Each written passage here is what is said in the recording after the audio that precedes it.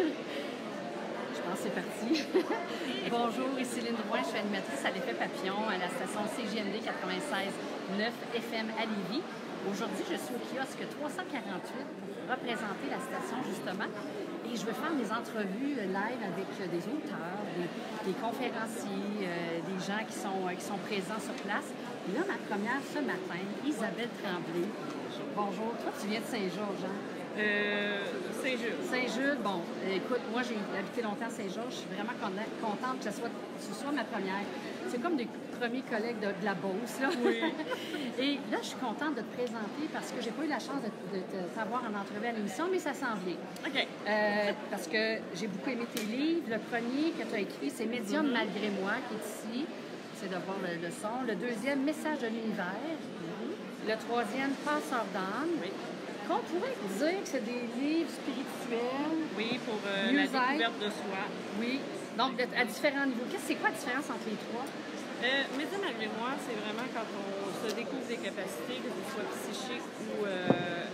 c'est beau. Ça s'adresse beaucoup à la personne qui n'a pas de réponse à ce qu'elle est exactement. Souvent, on va avoir des ressentis, on va entendre des voix dans notre tête. Il y en a qui vont dire « Mais voyons, t'es folle! » Non.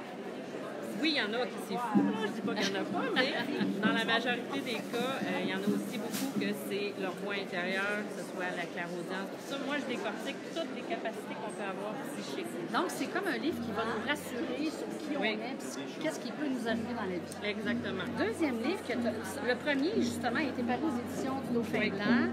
Le deuxième, c'est en auto-édition. Oui. Message de l'univers, recueil de canalisation. Oui. La différence, celui-là? Celui-là, c'est vraiment des canalisations que j'ai fait à partir des défunts qui sont venus me voir lors de méditation. Que ce soit aussi les archanges que j'ai canalisés, des textes en rapport avec la médiumnité que j'ai fait et aussi l'exemple d'une canalisation en consultation que je fais qui se retrouve à la fin. Dans le fond, c'est séparé en 4 parties. J'explique les 2 dernières parties sont vraiment plus explicatives. Les premiers, c'est des messages inspirants transmis le jour de l'heure. Et le troisième, Dauphin Blanc, Passeur d'âme. Passeur d'âme, je décortique la mission du passeur d'âme. Qu'est-ce que c'est exactement? Est-ce que c'est juste les personnes qui sont décédées qu'on va aider ou ça va être les personnes qui sont dans une transition dans leur vie? Ça va être aussi d'apprendre à se protéger, à comprendre, faire des nettoyages énergétiques. Mais surtout, c'est de faire, quand on est conscient de cette mission-là, c'est d'appliquer l'hygiène de vie pour pouvoir mieux l'utiliser puis aussi ne pas se faire envahir. Parce que c'est quand même assez difficile comme mission quand elle n'est pas intégrée. Exactement. Et là, tu as un quatrième livre. Ben oui. Ben écoute, le titre est surprenant. C'est pas du tout dans la médiumnité, je pense que vous l'aurez deviné. C'est Le Prince Charmant est une pute. J'aime le petit accent. Ça, dans le fond, c'est un roman de type Chick-Lee où la fille, c'est vraiment divertissant. C'est pas, on lit ça vraiment pour quand on ne veut pas se casser la tête et qu'on a besoin vraiment de décrocher. C'est Julia, c'est une fille qui travaille dans une maison de communication. Elle fantasme sur son patron, le fils de son patron. Et là, il y a un nouveau qui arrive qui vient croquer la donne, on va dire ça comme ça. Et là, elle est toujours en train de se ramasser les pieds dans les plats avec le nouveau venu, mais en même temps, elle continue de désespérer le fils du patron. C'est pas un cas vécu, là. Non, pas du tout. Non, je ne me reconnais même pas dans le personnage. Mais c'est vraiment pour diversifier, pour se changer la tête les journaux du monde. On a besoin vraiment, là. Oui. J'ai l'impression que les 3 premiers livres, c'était vraiment dans ta niche au niveau du travail. Là, on dirait que tu as voulu t'éclater. Ça se peut-tu? Oui, exactement. Mais moi, j'adore écrire des histoires. C'est quelque chose que je fais depuis toujours. Donc, je me laisse aller là-dedans. J'y vais avec l'imagination.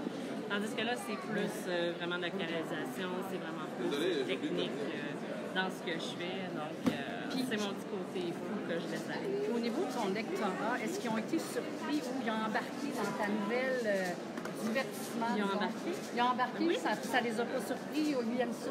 Non, ben moi, je le dis souvent dans mes livres que moi, ma passion première, c'est l'écriture. Donc, ça, c'est vraiment le Prince Charmant. C'est vraiment quelque chose dans quoi je voulais me lancer, que j'ai fait par plaisir. Ouais. Je sais pas si je vais en écrire un autre. D'habitude, j'écris plus des romans qui sont plus qui apporte plus de réflexion, comme le prochain qui va venir. Mais celui-là, c'est vraiment pour m'amuser. J'ai eu du plaisir à l'écrire. Je riais à chaque livre. Mais c'est un peu comme les lecteurs. Moi, tu sais, je te comprends parce que quand je lis beaucoup de livres, disons, un peu plus sérieux, on a besoin, on dirait, de 2-3 livres qui vont nous divertir pour avoir le temps d'intégrer toute l'information. Oui. Fait que probablement, je sais pas si toi, tu avais besoin de ça pour faire comme une transition, mettre ça plus léger. Ou... Exactement. Quand je finis d'écrire un livre comme ça, j'ai besoin d'écrire sur d'autres choses parce que c'est comme si j'ai besoin de me vider, de vraiment décrocher, aller dans l'imaginaire. Parce qu'on est très... parce qu'on s'entend que le métier que je fais, dans le fond, je suis médium. Donc, quand je reçois des gens, il y a souvent des cas qui sont plus lourds. Donc, j'ai le côté plus sérieux qui sort à ce moment-là.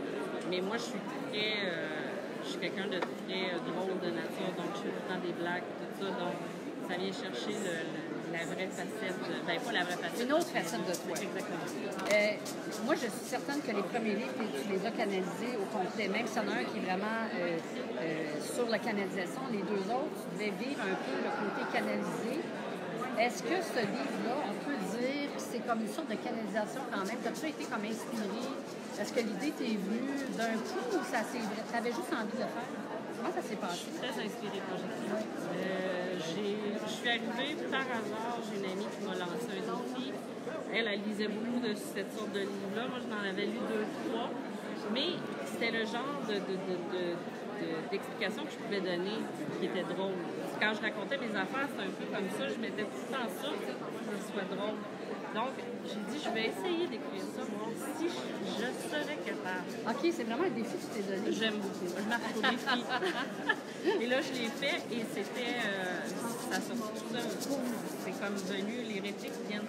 Quand j'écris des romans, c'est encore plus fluide que quand j'écris les autres romans parce que ça vient naturellement. Des fois, je m'assis, je sais pas qu'est-ce qui va sortir, mais les répliques viennent, l'histoire vient, puis je laisse aller. Je peux écrire 3000 mots comme ça, puis de suite, et c'est inspiré vraiment beaucoup. En parlant de ton rituel d'écriture, est-ce que tu écris tous les jours? Comment ça se passe pour toi?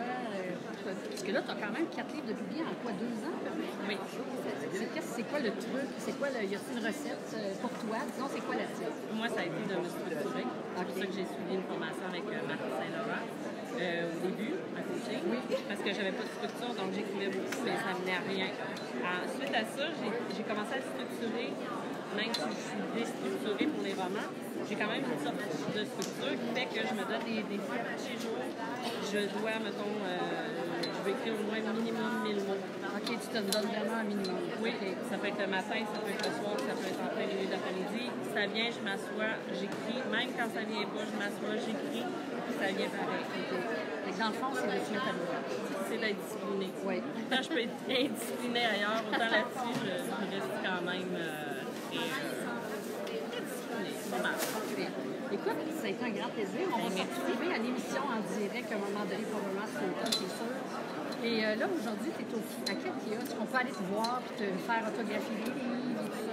Moi, je suis au kiosque 361, qui est juste à côté du kiosque de billets. On est de billets, moi, on peut se faire des babayes. Oui.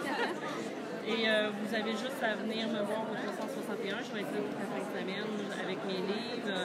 S'il y en a qui veulent des rendez-vous, qui veulent me parler ou poser des questions, moi, je vais tout aller. Puis ceux qui ne peuvent pas venir aujourd'hui, le Prince Charmant, c'est une pub. On peut l'avoir sur Amazon. Amazon, près de moi, si on m'écrit. Et on a les deux sur les autres fins blancs, donc dans les librairies. Oui. Et Message de l'univers, ça c'est sur Amazon aussi. Et sur mon site internet, j'ai quelques copies à médiamalgrémoi.com. Parfait. Puis ton site internet, c'est médiamalgrémoi.com? Oui. OK. Donc les gens vont pouvoir te rejoindre facilement. Donc ça a été un grand plaisir. Ça a été ma première aujourd'hui. Ben oui, j'ai cassé la glace. Ça a été super agréable. Fait que je te souhaite une très belle journée, très beau salon. Merci beaucoup. Merci beaucoup. Bye bye tout le monde. On se revoit un petit peu plus tard.